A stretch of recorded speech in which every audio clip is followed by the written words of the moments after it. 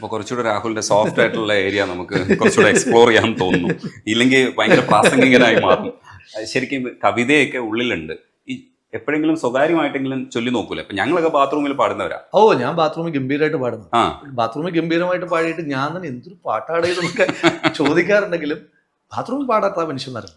ഞാൻ ബാത്റൂമിൽ ഇരിക്കുമ്പോൾ പാട്ട് കേൾക്കുന്ന ആളാണ്. അപ്പം ഞാൻ എൻ്റെ വീട് റെനോവേറ്റ് ചെയ്തപ്പം ബാത്റൂമിനകത്തൊരു സ്പീക്കർ, ആഡംബരമൊന്നുമല്ല കേട്ടോ, ആഗ്രഹങ്ങളാണ്, സ്പീക്കർ ചെയ്ത ഒരാളാണ്. സ്പീക്കർ ചെയ്തിട്ട് ഇപ്പം എനിക്കിപ്പോൾ കാരണം ഈ ഫോണിൽ പാട്ട് കേൾക്കുമ്പം ഈ ഫോൺ താഴെ വീഴുമെന്ന് പേടിക്കണം, വെള്ളത്തിൽ പോകുമെന്ന് പേടിക്കണം, അങ്ങനെയൊക്കെയുള്ള ആശങ്കകൾ ഉണ്ടാവുമല്ലോ. പിന്നെ കോൾസ് വരുമ്പോൾ പാട്ട് കെട്ടാകും. ബാത്റൂമിനകത്തൊരു സ്പീക്കറൊക്കെ വെച്ചിട്ട് സെറ്റ് ചെയ്ത് വെച്ചിട്ട് പാട്ടിന് കേട്ട് ഇപ്പം ബാത്റൂമിൽ പാട്ട് കേൾക്കുന്ന ഒരാളാണ്. പാട്ട് ഇപ്പം പിന്നെ ഇപ്പം യാത്ര ചെയ്യുമ്പോഴല്ല, അപ്പം അത് MLA ആയിരിക്കുമ്പോൾ യാത്ര ചെയ്യുമ്പോഴായാലും എപ്പോഴും പാട്ടുള്ള വണ്ടിയാണ്. പാട്ടുള്ള വണ്ടിയാണ് കേട്ടോ MLA വണ്ടി. എപ്പോഴും പാട്ട് വെക്കുന്നതാണ്. കവിതകൾ ഭയങ്കര ഇഷ്ടമാണ്. കവിതകൾ പുതിയ കാലഘട്ടത്തിലെ കവിതകളും പഴയ കാലഘട്ടത്തിലെ കവിതകളും. കവിത ആകുമ്പോൾ പാടണ്ടല്ലോ, ചൊല്ലിയാൽ മതിയല്ലോ. അപ്പൊ കവിത ചൊല്ലാം. അയ്യോ, ഞാൻ ചൊല്ലുമൊന്നുമില്ല. എനിക്ക് ഇഷ്ടമുള്ള ഒരുപാടുണ്ട്. ഇപ്പം ഈ ഞാൻ നേരത്തെ പറഞ്ഞല്ലോ, റിപ്പീറ്റഡ് ആയിട്ട് കേൾക്കുന്ന കവിതകളിലൊന്നാണ് ആർദ്രമീ ധനുമാസരാവുകളിലൊന്നിൽ ആതിര വരും പോകുമല്ലേ സഖി എന്നുള്ള പാട്ട്. ആ പാട്ട് ഇടക്കാലത്ത് വേറെ അതിലൊന്ന് രണ്ട് വരികളിലൂടെ വീണ്ടും ഹിറ്റായത് ക്ലാസ്മേറ്റ്സ് ഇറങ്ങിയപ്പോഴായിരുന്നു. അതിനകത്ത് മുരളി ഇങ്ങനെ ഗിറ്റാറൊക്കെ എടുത്തിട്ട് കാലം ഇനിയുരുളും, വിഷു വരും, വർഷം വരും, തിരുവോണം വരും എന്നൊക്കെ പറഞ്ഞിട്ട് പാടുമ്പോൾ കുറെ ആളുകൾ സെർച്ച് ചെയ്ത് ഇതേതാണ് പാട്ടെന്ന് ഇങ്ങനെ കുറെ ആളുകൾ ഇങ്ങനെ അന്വേഷിച്ചിട്ടുണ്ട്. അങ്ങനെയാണ് ഈ പാട്ട് ഏതാ, കാരണം ഇടയ്ക്കത്തൊരു വരിയാണ്.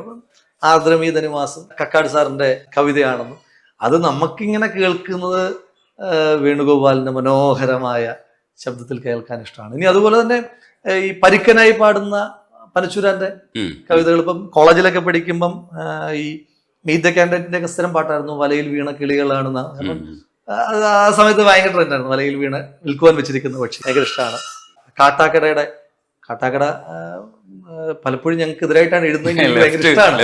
എനിക്ക് ഭയങ്കര ഇഷ്ടമാണ്.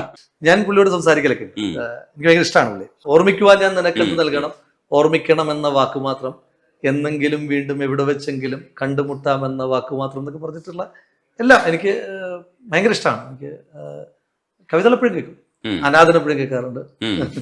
അതിനകത്ത് മാത്രം ഒരു രാഷ്ട്രീയം ഉള്ളത്. ഇങ്കുലാബിൻ മക്കൾ ആരും അറിഞ്ഞില്ല, ഉദരത്തിലെ രാസമാറ്റം ഉലകത്തിലെവിടെയും ഭരണത്തിലല്ലയോ എന്നൊട്ടൊക്കെ പറഞ്ഞു ഇതിനകത്തൊരു രാഷ്ട്രീയമൊക്കെ ഉണ്ട്. കവിതകളൊക്കെ കേൾക്കുന്നുണ്ട്. പിന്നെ ഹിന്ദി സോങ്സ് ഒക്കെ നിരന്തരമായിട്ട് ആരാധിക്കുന്ന ഒരു രാഹുൽ ഉണ്ടെന്നും ഞാൻ മനസ്സിലാക്കുന്നുണ്ട്. അതൊക്കെ കരക്കമ്പി. എനിക്കങ്ങനെ അങ്ങനെ ഭാഷയൊന്നുമില്ല. നല്ല പാട്ടുകളൊക്കെ ഇഷ്ടമാണ്. പാട്ടുകൾക്ക് അങ്ങനെ ചോയ്സുകളില്ല, എല്ലാം ഇഷ്ടമാണ്, എല്ലാം പോകും. പിന്നെ ഡാപ്സിയുടെ ഒക്കെ പാട്ടുകൾ കേൾക്കാറുണ്ട്, വേടന്റെ പാട്ടുകൾ കേൾക്കാറുണ്ട്. തളിർവെറ്റിലെ ഉണ്ടോയും കേൾക്കും, വട്ടയപ്പവും കേൾക്കും, രണ്ടും കേൾക്കും. തളിർവെറ്റിലെ ഉണ്ടോ എനിക്ക് ഭയങ്കര ഇഷ്ടമുള്ളൊരു പാട്ടാണ്. അത് എന്താ കാരണം എന്നൊന്നും എനിക്കറിയില്ല. ഇങ്ങനെ ചിത്രയിച്ചു തന്നു അല്ലേ, ഭയങ്കര മനോഹരമായിട്ട് ഇങ്ങനെ ഭയങ്കര മനോഹരമായിട്ട് അതില് ഇടക്കത്തെ വഴികളൊക്കെ ഉണ്ടല്ലോ. നടവഴിയിടകൾ നടുമുറ്റങ്ങളിൽ ഒരു കഥ നിറയുകയായി, ഒരു പിടി അവലിൻ കഥ പോലെ ഇവളുടെ പരിണയ കഥ പറഞ്ഞു, പറയാതറിഞ്ഞവർ പരിഭവം പറഞ്ഞു എന്നൊക്കെ പറഞ്ഞിട്ട് നല്ല രസമായിട്ട്. ഏറ്റവും രസം പറയാതറിഞ്ഞവർ പരിഭവം പറഞ്ഞു എന്നാണ്. പറയാതറിഞ്ഞവർ പരിഭവം പറഞ്ഞു. കല്യാണത്തിന്റെ നല്ല രസമാണല്ലോ. നല്ല എനിക്ക് ആ സിനിമയും ഭയങ്കര ഇഷ്ടമാണ്. അതെ, വിഷ്വലൈസ് ചെയ്യാൻ പറ്റും. അതെ അതെ, നമ്മൾ സാധാരണ പറയുന്ന കാര്യമാണ്, പക്ഷെ അത് ശിവചേട്ടൻ എഴുതി വെച്ചപ്പോഴാണ് പറഞ്ഞു പലരായിട്ട് പറഞ്ഞു ഇങ്ങനെ ആ പരിണയ കഥ എല്ലാരും പറഞ്ഞിട്ട് പറയാതറിഞ്ഞത് ഇങ്ങനെ പരിഭവം പറഞ്ഞിട്ട് ഭയങ്കര രസമാണ്. റിപ്പീറ്റ് വാല്യൂ ഉള്ള പാട്ടുകളുണ്ട്. ഇപ്പോഴത്തെ മോശമാണെന്നല്ല, ഇപ്പോഴത്തെ പാട്ടുകൾ നമ്മളതുപോലെ ആസ്വദിക്കുന്നതാണ്. എനിക്ക് സിനിമ ഇഷ്ടം. പൊളിറ്റിക്കൽ കറക്റ്റ്നെസ് പറയേണ്ടി വരും. ഇപ്പോഴൊക്കെ അല്ല, ഇപ്പൊ ഈ പൊളിറ്റിക്കൽ കറക്റ്റ്നെസിന്റെ കാര്യത്തിനകത്ത് അതിനകത്ത് എനിക്കൊരു അഭിപ്രായമുണ്ട്. അതായത് ഇപ്പം നമ്മുടെ സമൂഹത്തിലെ ചില കഥാപാത്രങ്ങളാണല്ലോ അവര്, അങ്ങനെ സംസാരിക്കുന്ന ആളുകളുണ്ടല്ലോ. ഒന്ന് പിന്നെ വേറൊരു കാര്യം എന്ന് പറയുന്നത് ഫെമിനിസം ഡെവലപ്പ് ചെയ്യപ്പെട്ട ഒരു ഫെമിനൈൻ ചിന്താഗതിയൊക്കെ ഫെമിനിസം ഒക്കെ ഡെവലപ്പ് ചെയ്യപ്പെട്ടൊരു കാലഘട്ടമുണ്ട്. ആ കാലഘട്ടം ഒരു വലിയ ഒരു റവല്യൂഷനാണ്, നമ്മുടെ സമൂഹത്തിൽ ഉണ്ടാകുന്ന ഒരു വലിയ വിപ്ലവമാണ്. നവോത്ഥാനത്തിന് മുമ്പുള്ള കാലഘട്ടമുണ്ട്, നവോത്ഥാനത്തിന് ശേഷമുള്ള കാലഘട്ടം. നവോത്ഥാനമാണ് അതിന്റെ ബെഞ്ച് മാർക്ക്, അതാണ് ആളുകളെ മാറ്റുന്നത്. അപ്പൊ അതിനു മുന്നേ ഉള്ള കാലത്ത് നമ്മൾ അങ്ങനെ വേണം കാണാൻ. അതൊന്നും എത്തപ്പെടാത്ത കാലമായി വേണം നമ്മൾ അതിനെ കണക്കാക്കാനായിട്ട്. അപ്പം പൊളിറ്റിക്കൽ കറക്റ്റ്നെസ്സിനെ പറ്റി വല്ലാതെ ചർച്ച ചെയ്യപ്പെട്ടിട്ടില്ല. അതിപ്പോ നമ്മുടെ പല പഴയ നേതാക്കന്മാരുടെ പ്രസംഗങ്ങളും പൊളിറ്റിക്കലി കറക്റ്റ് അല്ലാത്ത സ്റ്റേറ്റ്മെന്റുകൾ വരും. അവരാണ് കൂടുതലായിട്ട് നിരന്തരമായിട്ട് ഇങ്ങനെ പ്രസംഗം വഴി വിവാദത്തിൽ വരുന്ന പഴയ നേതാക്കന്മാരാണ്. അവരുടെ പ്രധാനപ്പെട്ട കാരണം അവരതില്ലാത്ത കാലഘട്ടത്തിലാണ് സംസാരിച്ച് ശീലിച്ച് തുടങ്ങിയത്. അത് ശരിയാണെന്ന് ചോദിച്ചല്ല. ഇപ്പം എൻ്റെയൊക്കെ കുട്ടിക്കാലത്ത് ആളുകളുടെ ശരീരരൂപം വെച്ചിട്ട് ഇരട്ട പേരുകളുണ്ടായിരുന്നു. അതെ ഇന്നത്തെ കാലത്ത് നിങ്ങൾക്ക് ഏതെങ്കിലും ഒരു സ്കൂളിലോ കോളേജിലോ അങ്ങനെ ഒരു പേര് കേൾക്കാൻ കഴിയും. പണി കിട്ടും. ഇടപാട് തീരും. അത് ഈ പൊളിറ്റിക്കൽ കറക്റ്റ്നസിന്റെ കാലഘട്ടമാണ്. ഇനി ആ കാലഘട്ടത്തിൽ പോലും അപ്പം ഞാൻ ജയിലിൽ കിടക്കുമ്പോൾ ഒരു ഒരു പ്ലോട്ടാണ്, ഒരു പിള്ളേക്കൊല്ലി പ്രഭാകരൻ എന്ന് പറയുന്ന ഒരാളെ പറ്റി, ഒരു ക്രിമിനലിനെ പറ്റി ഇങ്ങനെ കേട്ടു. ഒരു ത്രെഡായിട്ട് ഇങ്ങനെ മനസ്സിൽ കിടക്കാണ്. അപ്പൊ അയാളെ കാണിക്കുമ്പം അയാൾ ചെയ്ത ക്രൂരതയല്ലേ കാണിക്കാൻ പറ്റുള്ളൂ. അതിനെതിരായ അതാണല്ലോ, അത് കാണിച്ചല്ലേ പറ്റൂ. ഗ്ലോറിഫൈ ചെയ്യുന്നേ ഉള്ളൂ. അപ്പം ആ ഒരു കാലഘട്ടത്തിന്റെ സിനിമകളാണ്. അതിപ്പം നരസിംഹവും ആറാം തമ്പുരാനും പിന്നെ രാവണപ്രഭുവും ദേവാസുരവും ഒക്കെ വിലയിരുത്തുമ്പം അതൊന്നും ഇല്ലാത്ത കാലഘട്ടത്തിലാണ് അതൊക്കെ ഇറങ്ങിയത് എന്നുള്ളൊരു കാര്യമുണ്ട്. അത് ശരിയാണോ തെറ്റാണോ എന്നുള്ളതല്ല, ഇല്ലാത്ത കാലഘട്ടത്തിലാണ് ഇതൊക്കെ ഇറങ്ങിയത്. പക്ഷെ അന്ന് നമ്മളതൊക്കെ ആസ്വദിച്ചിരുന്നു. ഈ സിനിമയെ കുറിച്ച് ചോദിക്കും പോലെ 10 പ്രണയഗാനം ഇഷ്ടപ്പെട്ട ഓർഡറിൽ പറഞ്ഞു കഴിഞ്ഞാൽ ഒരു എക്സസൈസ് ആവും. ഞാൻ കുടുങ്ങിപ്പോവും. കുടുങ്ങട്ടെ. അപ്പൊ എല്ലാവർക്കും പ്രണയിനികളൊക്കെ ഓർത്തു വെച്ചോളാം കേട്ടോ. നിങ്ങളുടെ അടുത്ത് ഇത് പറഞ്ഞത് ഏത് പാട്ടാണെന്നുള്ളത് ഓർക്കാൻ പറ്റുന്ന അവസരമാണ്, റീകളക്ട് ചെയ്യാൻ പറ്റുന്ന അവസരം. പാട്ടുകൾ ഓർക്കാൻ പറഞ്ഞ എ റഹ്മാന്റെ ഒരുവിധം എല്ലാ പാട്ടുകളും ഇഷ്ടം. കാതൽ റോജാവെ ഭയങ്കരമായിട്ട് ഇഷ്ടമാണ്. റുക്കുമണിയെ ഇഷ്ടമാണ്. മുതൽവനിലെ എല്ലാ പാട്ടുകളും, മുതൽവനിലേക്ക് എല്ലാ പാട്ടുകളും ഇഷ്ടമാണ്. ദിൽസേറെ ഭയങ്കര ഇഷ്ടമാണ്. എനിക്ക് തന്നെ കുറച്ച് കഴിയുമ്പോൾ വിഷമം തോന്നുന്നു, ഇത് പറഞ്ഞില്ലല്ലോ. അപ്പം സന്യാസിനെ തൊട്ട് ഇങ്ങോട്ട് വരുമ്പം ഒരു കുഞ്ഞു പൂവിൻ്റെ ഇതളിൽ നിന്ന് ഒരു നറു പുഷ്പമായി, പിന്നെ നീ ഒരു പുഴയായി തഴുകുമ്പോൾ ഇഷ്ടമാണ്. പറയാതെ അറിയാതെ ഇഷ്ടമാണ്. പറയാൻ മറന്ന പരിഭവങ്ങൾ ഇഷ്ടമാണ്. പിന്നെ എനിക്കിഷ്ടമല്ലാത്ത പാട്ടുകളായിരിക്കും കുറവെന്ന് തോന്നുന്നു. മിഴിയിൽ നിന്ന് മിഴിയിലേക്ക് നേരത്തെ പറഞ്ഞതുകൊണ്ട് ഇഷ്ടമാണ്. കളഭം തരാം ഇഷ്ടമാണ്. ചന്ദ്രോത്സവം ഭയങ്കര രസമുള്ള സിനിമയാണ്. എനിക്ക് ഭയങ്കര ഇഷ്ടമാണ്. അത്ര കണ്ട് തിയേറ്റർ വിജയം ഉണ്ടായിട്ടുണ്ടോ എന്ന് എനിക്ക് സംശയമാണ്. ഇതിനകത്ത് ഞാനിങ്ങനെ എപ്പോഴും ഇങ്ങനെ കേൾക്കുന്നൊരു ഡയലോഗുണ്ട്. ഈ ചിറക്കൽ ശ്രീഹരി കല്യാണം കാണാനായിട്ട് വരികയാണ്. ഞങ്ങളുടെ കല്യാണം കാണാനായിട്ട് വരുമ്പം ഇങ്ങനെ ഒരു സുഹൃത്തുക്കളുടെ കൂടെ ശ്രീരാമനും അങ്ങനെ കുറച്ച് ആളുകളൊക്കെ ഉണ്ട്.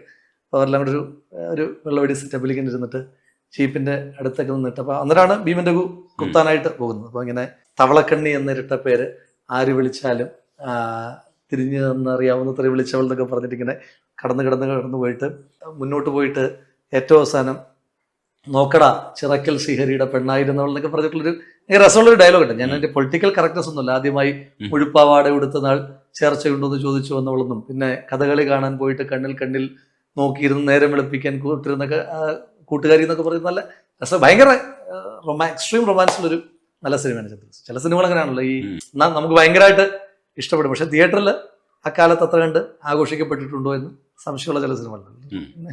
ഓർത്തപ്പോ പറഞ്ഞു പാട്ടുകൾ എക്സസൈസ് ചെയ്യും.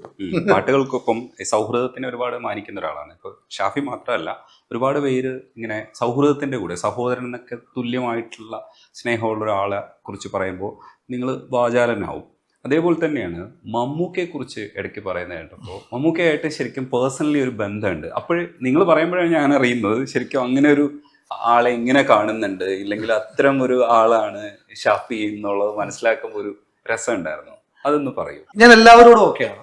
എല്ലാവരോടും ഒരു മിനിമം ബന്ധം എല്ലാവരോടും ഉണ്ട്.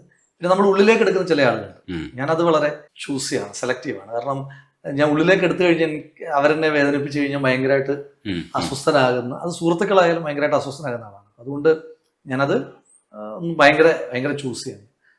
സുഹൃത്തുക്കളിപ്പം കോളേജ് കാലത്തൊക്കെ പഠിച്ച സുഹൃത്തുക്കളുണ്ട്, പൊതുപ്രവർത്തനത്തിൽ പഠിച്ച സുഹൃത്തുക്കളുണ്ട്. ഇപ്പം ഇപ്പം പിന്നെ അങ്ങയുടെ ചോദ്യത്തിൽ ചോദിച്ച പേരുകാരും പ്രശസ്തരായതുകൊണ്ടാണ് അവരെ പറയുന്നത്. ഞാൻ ജോബി എന്ന് പറഞ്ഞാൽ പെട്ടെന്ന് നിങ്ങളുടെ ഒരു സർക്കിളിൽ അറിയണമെന്നില്ല, ഞാൻ റിനോ എന്ന് പറഞ്ഞാൽ അറിയണമെന്നില്ല, ഞാൻ അനിൽ എന്ന് പറഞ്ഞാൽ അറിയണമെന്നില്ല, ഫെന്നി എന്ന് പറഞ്ഞാൽ അറിയണമെന്നില്ല. അങ്ങനെ ഒരുപാട് ആളുകളുണ്ട്. ഒരുപാട് ആളുകളാണല്ലോ, സുഹൃത്തുക്കളാണല്ലോ നമ്മളെ രൂപപ്പെടുത്തുന്നത്. അപ്പം ഷാഫിക്ക ഒരു പൊളിറ്റിക്സിനകത്ത് പേഴ്സണലായിട്ട്, പൊളിറ്റിക്സിൽ തുടങ്ങി പേഴ്സണൽ ലൈഫിൽ ഏറ്റവും സ്വാധീനമുള്ള ആളുകളിൽ ഒരാളാണ്. അപ്പം ഞാൻ